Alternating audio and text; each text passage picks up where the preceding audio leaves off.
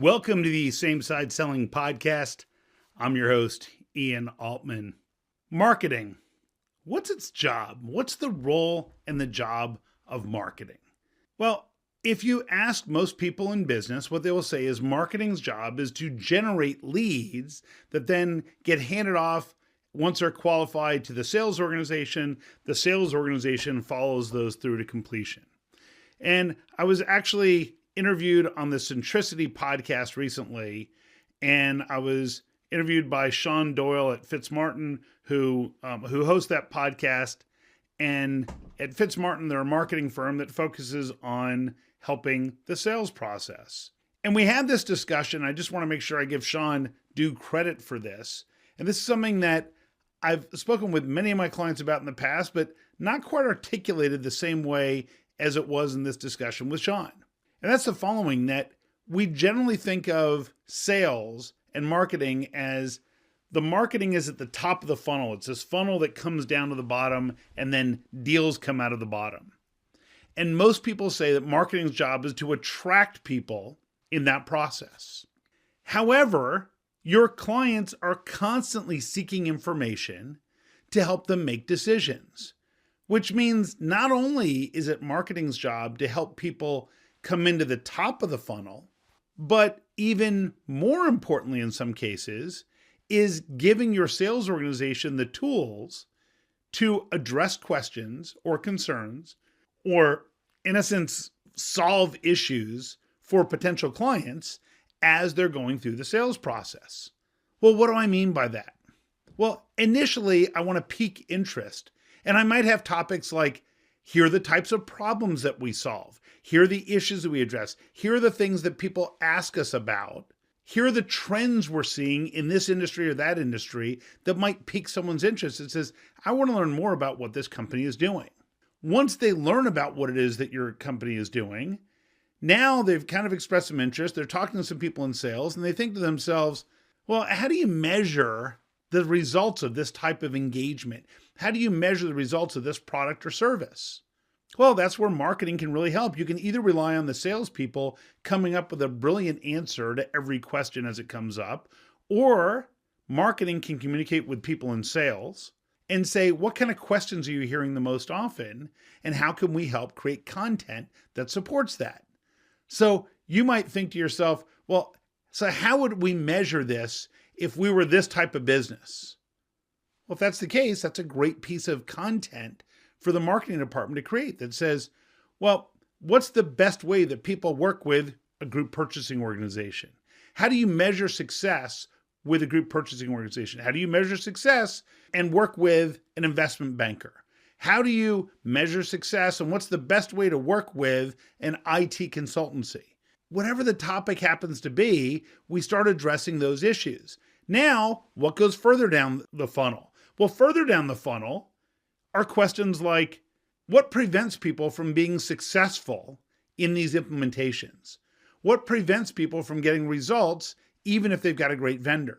And now we start identifying the different gaps that might come up in their organization. Who typically needs to be involved to ensure a successful outcome? And now we identify those sorts of things. See, the idea is that we can give our clients and prospects great answers to questions. And if we're totally transparent, if we're helpful and educating, then what happens is they start to look at it and say, these are people I can truly trust because they're being transparent with me. They're addressing questions.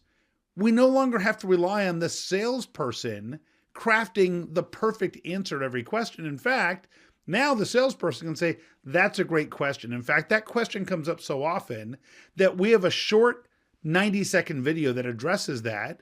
Would it be okay if I sent you a link to that?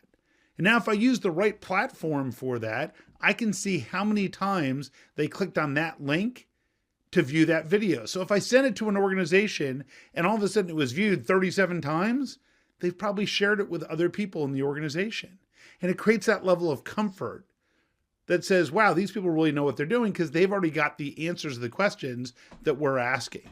It's not just the slick salesperson came up with a great answer. Instead, it's I'm getting information that they've thought about in advance. They produce this information, it helps through the process.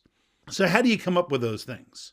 Well, the way you come up with these topics is marketing and sales have to be in sync and have to be communicating.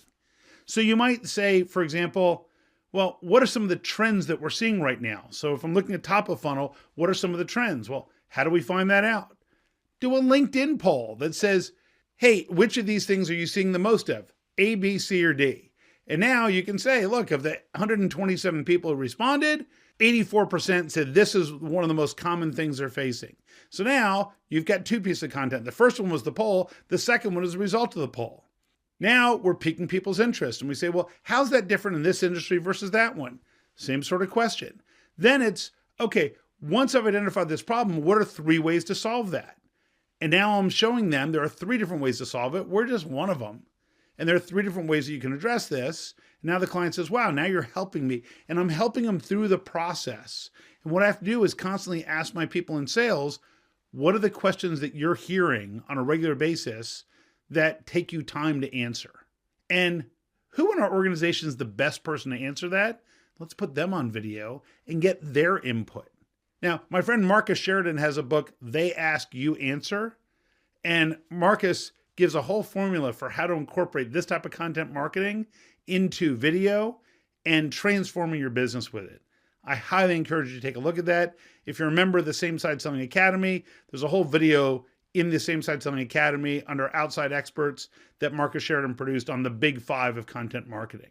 The bottom line in all this, and the key takeaway that I want you to get from this, is that marketing is not just about the top of the funnel to attract new opportunities. Rather, marketing and sales should be working together to create marketing content for the entire sales process from the top to the bottom of the funnel. In fact, marketing should probably create content around what happens at renewal time. Let's say if you have someone who's subscribed to a system, what happens at renewal time? Why should you or shouldn't you renew? And now you're going the full life cycle, and marketing is creating content that supports that. And then if you want to measure the effectiveness of marketing, you can tell, look, here's how often these videos are used, and here's the success we have. And now you can connect the direct ROI back to your marketing. If there are other topics you'd like me to address, just drop me a note to ian@ianaltman.com, and I will see you next week on the Same Side Selling Podcast. So long.